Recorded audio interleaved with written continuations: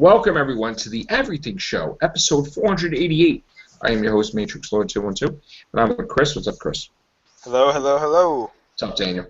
Hello. What's up, Scott? Greetings and salutations. Okay, so what do we have, Chris? Okay, let's do this one first. Chris Hemsworth may be playing the new Alan Quartermain, which should be pretty interesting. Now, I wonder if this is if they're eventually going to do a League of Extraordinary Gentlemen again, because I heard that they were going to be doing a reboot of that. But yeah, I'll do a reboot of that. This article says that it's probably going to be just a couple of movies just with this character. So Chris Hemsworth, I think, is probably a good choice. I'm trying to find the Alan Quartermain movies. It says the character is a British big game hunter and marksman who spent most of his years in South Africa during the colonial era. He was a chief inspiration for the character Indiana Jones and has been played by several different actors over the years, most notably in two 1980s canon films starring Richard Chamberlain and Sharon Stone. Okay, I was wondering why that sounded familiar. Yeah, Stuart Granger, Patrick Swayze, and Sean Connery have also played him on screen. Right. Sean Connery, of course, playing him in League of Extraordinary Gentlemen. Yep. So what was it called? Lost City of Gold? What was, I think, one of the movies? Lost City of Gold? I didn't see it in there. Okay, yeah, Alan Quartermain. It made a total of $3,751,699. Wow, that came out in '87. Damn. That did bad. Well, it was Lost City of Gold. What was the other one called? Do you remember, Chris? Does it say it? No, I didn't say it in there. I say. Unless I missed it. So wait, is this Alan Quartermain movie going to be a prequel to League of Extraordinary Gentlemen? No, it's going to be separate. Yeah, I think, like he said, there's going to be a total reboot of it. Let me see. Yeah, that's all I have is Lost City of Gold. There was another one, though. I know there was two of them. But, all right, so, I mean, I guess that's good. I mean, you know, what Star Wars stuff do we have? Today there was an article that had an interview with Adam Driver, who is playing Kylo Ren in Star Wars The Force Awakens. Right. And basically, I'm paraphrasing here, but Adam Driver described the character as, he said that he never actually saw Kylo Ren as an evil character. He saw him mostly as somebody who was willing to go however far they had to go and cross any lines to get their goal, or to complete their goals and achieve their goals. He said that he was more like a religious fanatic who was just willing to do whatever he has to for his beliefs. Almost like a zealot.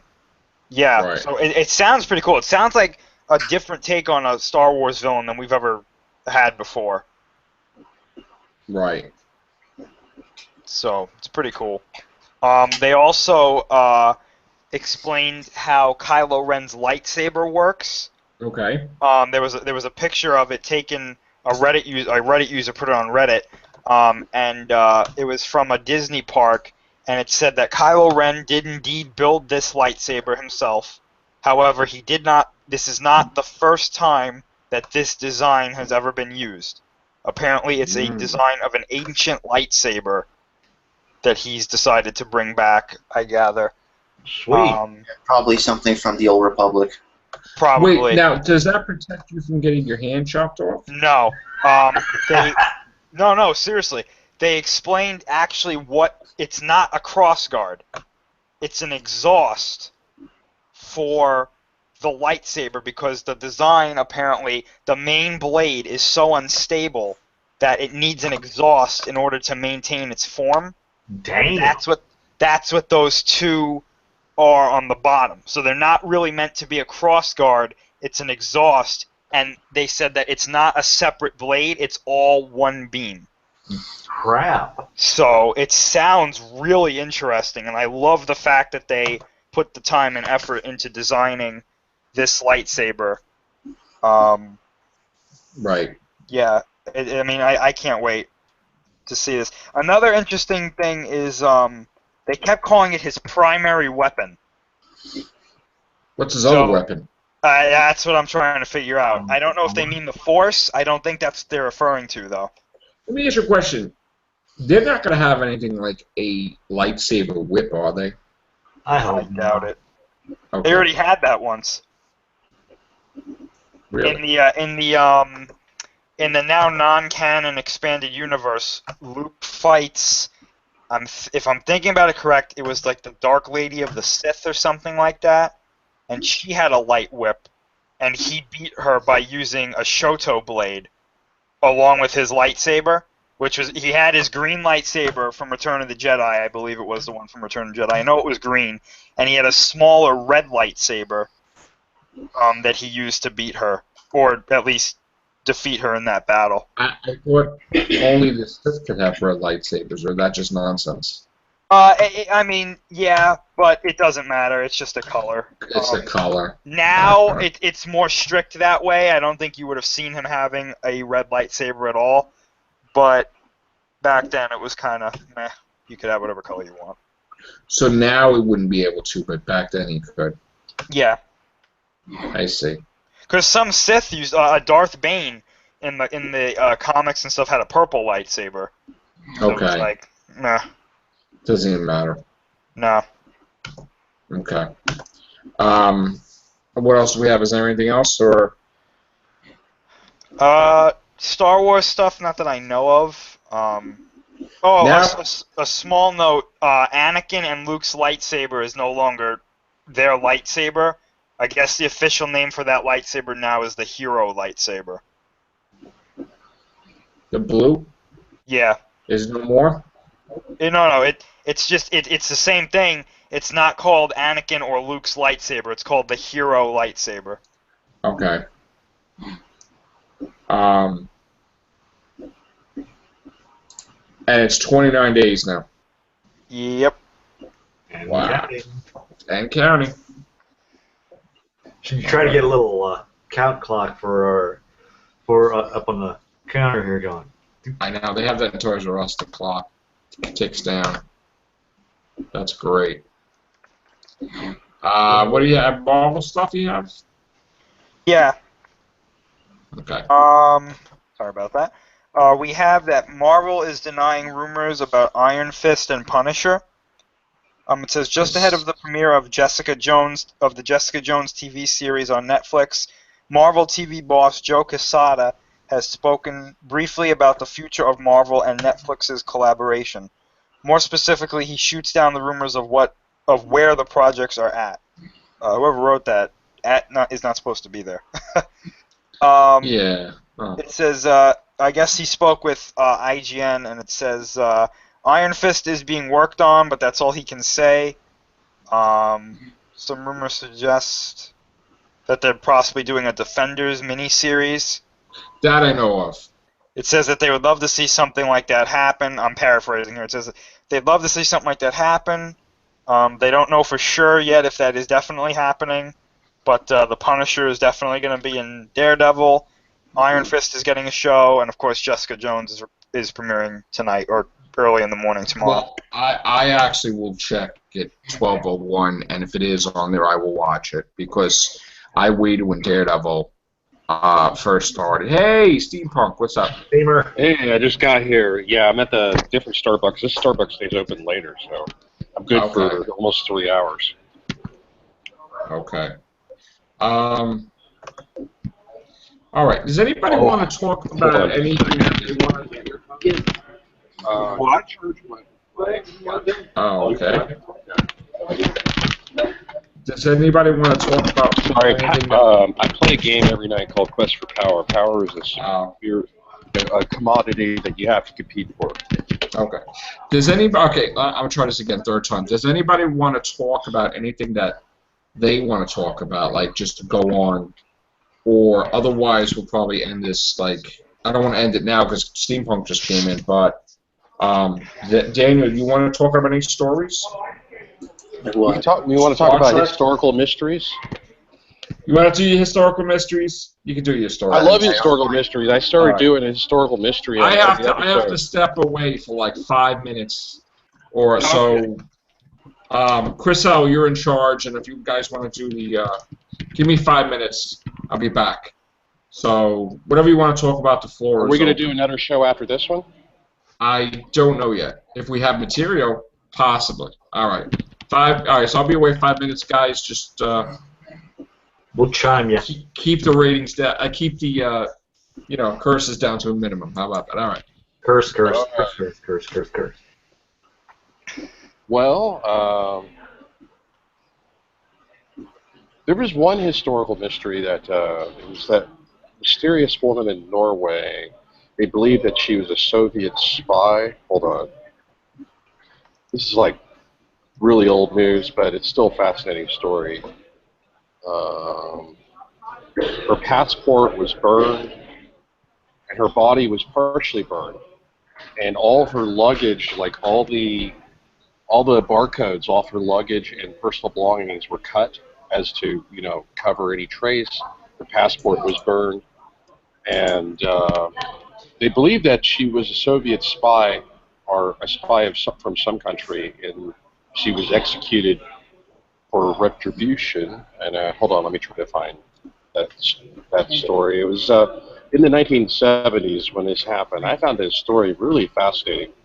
And on my live show, which I only do once every 2 weeks, I do historical mysteries. So at least one topic I do historical mysteries. I do nerdcore stuff too as well. But yeah, the strange tale of the woman from nowhere. And there's actually an autopsy photo of her face. It says history is littered with the. This is off a website called mysterioussuniverse.org. So that way I'm not plagiarizing like Jacqueline Glenn. I'm citing one source. But the history is littered with the cases of people who have mysteriously disappeared. But what are less common are the cases that go the other way around. What of people who mysteriously appear with no known identity and no clues as to where they came from? What do we make of the enigmatic people who emerge from obscurity into our world without explanation, without any hint of who they are, as if they never existed at all? No one from Norway certainly poses this question. A dead woman with no known background, no known previous identity, no known killer, and an identity that remains shrouded in mystery to this day. On November 29th, 1970, in the, I'm going to probably butcher this, Isdalen Valley, it's in Norway. Isdalen Valley in Bergen, Norway, also known as Norway's Death Valley. An unidentified woman was found. The body stumbled upon by a professor out for a day hiking with his 2 daughters. I'm just making sure you guys are still here. I'm going to finish reading the story. Yep. Partially obscured by some jagged rocks. The woman was naked, and the horrified hikers were able to tell to a certainty the body was partially charred. Scattered about the corpse, they found an empty bottle of liquor, a packed lunch, around a dozen sleeping pills strewn about, and 2 bottles full of gasoline. The police would later discover a badly charred passport in the vicinity as well.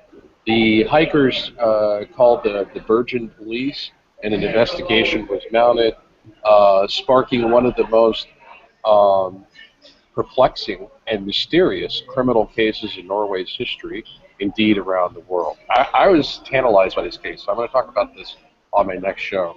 Anyway, getting into the initial autopsy ruled that the mystery woman had died of a combination of carbon monoxide poisoning and burns. And a blood analysis showed evidence that a large amount of sleeping pills had been taken before death. So it seems like maybe somebody had drugged her and then burned her. Better. Or what now? And anyway, and hold on, there's more details to this. On the woman's neck was a bruise that suggested some kind of blunt force trauma to the neck. An odd feature of the body was the woman's fingerprints had been completely sanded off. At this time, even though the removed fingerprints were certainly odd, it seemed like a pretty open and shut case. The woman, whoever she was, had obviously gone into the forest and committed suicide with sleeping pills. Oh my God. Simple as that. That's what they assumed. And yet the mystery would only deepen from there. Police eventually linked the woman to 2 suitcases found at the Bergen train station, and the contents turned up several odd finds. For one, all fingerprints had been meticulously and intentionally removed. A look at the clothing contained within the suitcases showed that all the labels had been taken off every single item. I know there's a reason for that because there was a criminal case that I researched that they solved it by the barcode on a suitcase that was found at Walmart. So it would make sense if you were like in some kind of espionage, you'd want to remove all kind of traces of your identity, including the barcodes off of luggage that you purchased or clothing.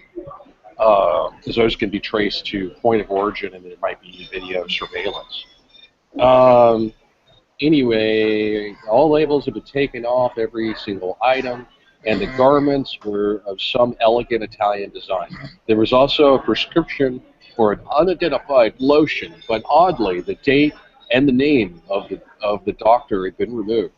Within a lining of the suitcase, they found 500 Deutschmarks, which is what they used to use before the euro.